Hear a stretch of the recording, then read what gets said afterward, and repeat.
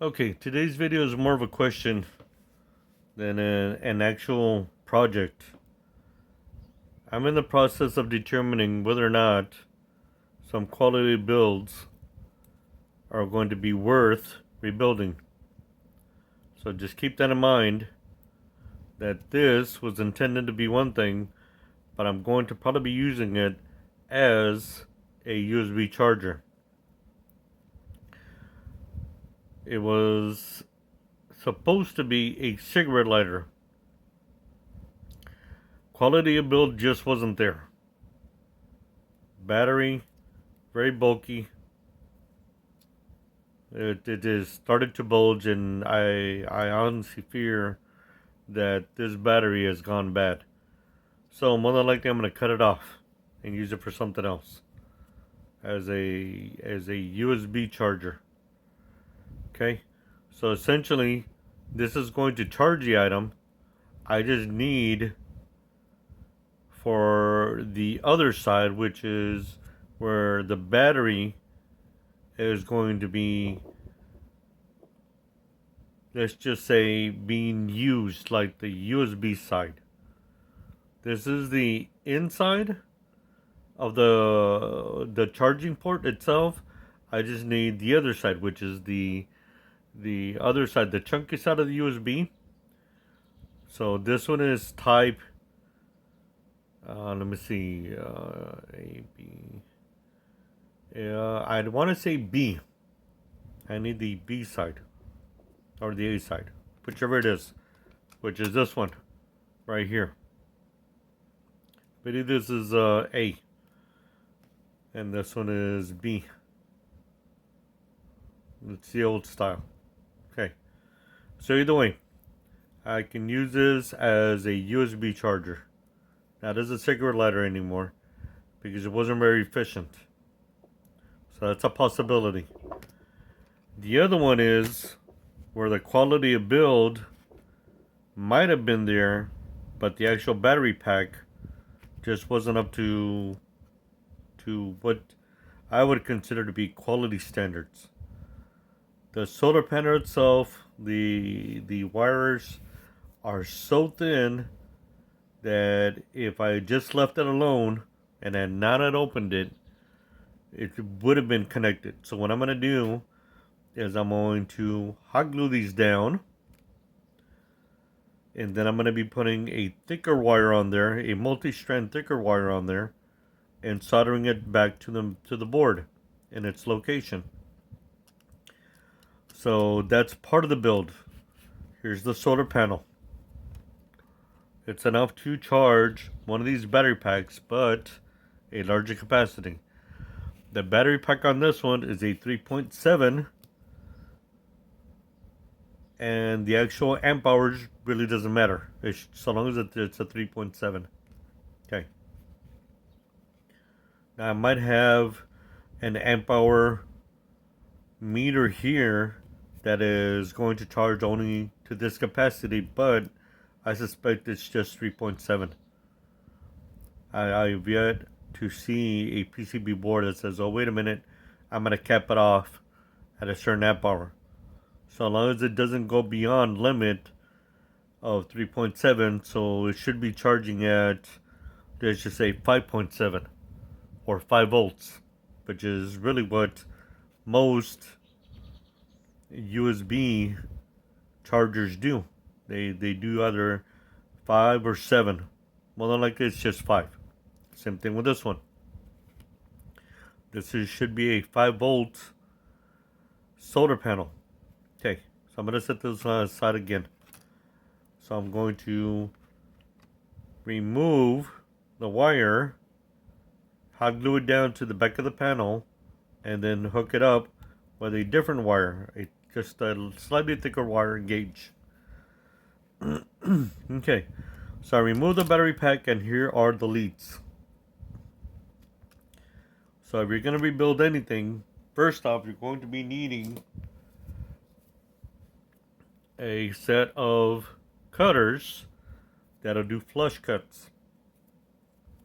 This one I had to remove the insulation off of it, so long as they don't use it above a certain voltage, I should not get shocked. Right? No battery, no shock. No voltage, no shock. No voltage, wattage, or amperage. So you'll need a set of flush cutters. Now I do have some with the insulation on them. And here you go. So I'll be using these. So you'll need a set of flush cutters. Okay. The next thing you'll need is a set of diagonal cutters to cut the wire.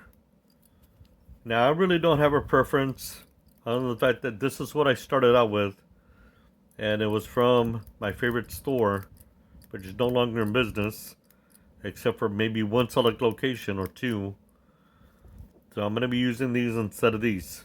One, because, well, I started out with this in my hobby of soldering and wire cutting and whatever else it is. And these, these are okay, but it's just these have a better feel. So it's not preference, it's feel. Okay. So you'll need a couple of diagonal cutters. So I'm going to set this aside. Here's the tricky part. Now this is my favorite one for wire stripping. But if you'll notice, the wire has to be out here. If the wire is too close to your project, it won't reach. You'll have a really hard time. So what you'll need for something that's very close is a set of wire strippers that'll allow you to get closer and strip just the amount that you need. Okay, so 2 sets of wire strippers. Really just 1 set, but this is still my favorite. Okay, so I'll set this aside. Wire strippers. Alrighty. The last thing you're gonna need is some tape to tape over this connector.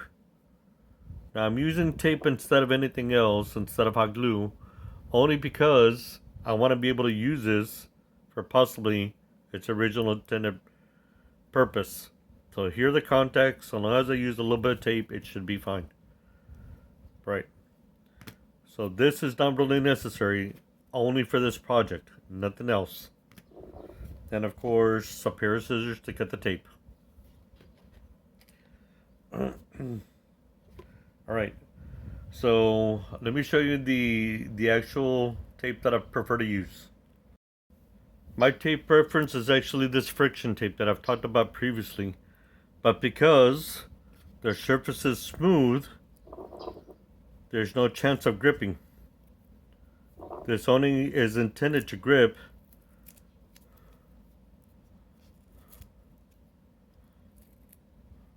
oh, wait a minute, it does grip, but it leaves a lot of residue behind.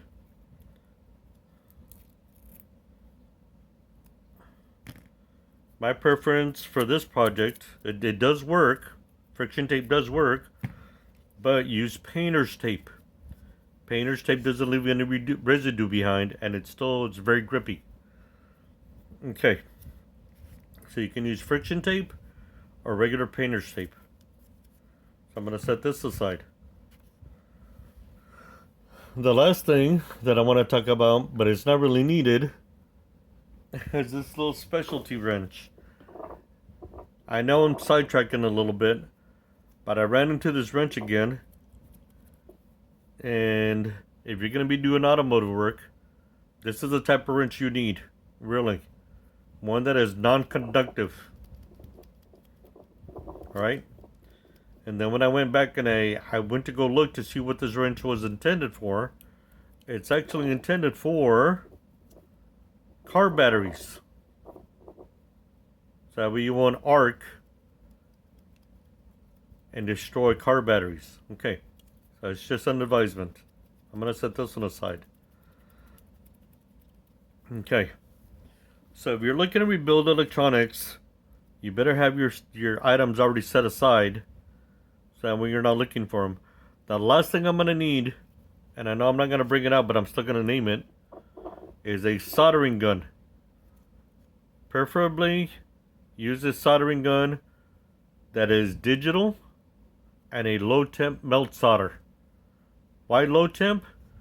Well, it's because you can end up ruining the PCB board if the soldering gun gets too hot, and you can end up creating white spots or desoldering the wires that you need. So you're going to want to take this and cut this off. Cut the battery off, disposing of the battery properly. I've already disposed of the battery on this one, and it was the same type, pouch type of battery, lithium ion. So just keep that in mind. As I stated previously, if you're going to rebuild something, rebuild it better. The casing for this was so flimsy that I was able to break into it without hardly any effort. And the reason I'm going to be rebuilding this is I'm going to be using an 18650 battery on this one. An 18650 battery on this one to charge this. Okay, just for charging purposes. It still doesn't have the other PCB board, right? Where it'll allow me to use it. So I'll have to use this as a charging portion of it. I'll glue it down or something. Find some way to mount this to this or separately inside a project box. And then I'll be hooking one wire here, cutting it, and then splicing it to the other side where I'm going to use it, and the device that I'm going to use it. But this one's charging only. Okay, so just keep that in mind. Whenever you're rebuilding items, they don't have to be used for the intended purpose that they had. I've never been a smoker. I purchased this as a gimmick, knowing fully well that this item was on clearance, and the build was so flimsy, and the item was so inefficient. I had purchased it for the battery and for the PCB board. And I did try it a couple of times, and it kind of sort of worked when I was lighting fireworks. Okay. So the board's good, the battery is not. The cigarette lighter's good, but it's not very efficient, so I'm going to have to tape over like I said. Rebuild this better by using better wiring assembly. A thicker wire, gauge wire. And then when I'm going to put this together, I'm going to put it up in a manner to where the solar panel is still facing one given direction, and the light is on the other side. And of course the battery is going to be on the outside in its own personal project case. Okay. So maybe I'll shoot a video and show you all the finished product. If I can just remember to shoot the video in the future. So that's the project for today. Keep in mind, I'm not trashing these products and their build. They were somewhat efficient, but when the battery goes out, it's time to upscale them. And I'm not talking about desoldering the components. I'm just talking about using better quality batteries for one, and better wiring assemblies for the other. So we'll see you in the next video.